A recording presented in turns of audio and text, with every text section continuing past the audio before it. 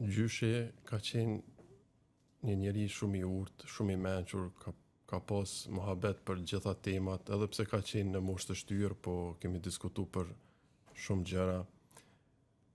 Gjithmonë, kur kemi ndajt, ka shpreh vullnetin e tij që gjithmonë ka dashur që Kosova të jetë e pavarur dhe të jetë e lirë siç është sot. Dhe gjithmonë më pyeste për babin, më pyeste për shokët e tij që janë atje, ka pas mërzi të madhe, sidomos këtë kohën e fundit që ka qenë smut. Dhe unë shumë shpesh e kam pyet për tema caktuar, se kam gjetë veten si po flas me një angel që kam afër dhe më ka duke si me fol me babin.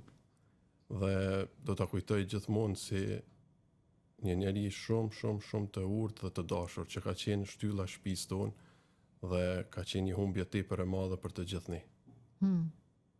Ti ja hodhe dheun në përcjelljen e tij të fundit apo jo? Po, unë ja hodha një grush dhej të drenicës mbi varrin e tij, po babi nuk mundi dhe kjo ka qenë një dhimbje tejet e madhe për të gjithë ne, sepse ishte diçka jo humane dhe çnjerëzore nga gjykata që nuk e lejuan të vinte dhe ta përcjellte gjyshin për... Hendri, po të erdhi të hedhësh 2 herë dhe si për thënë që po ta hedh dhe për babin?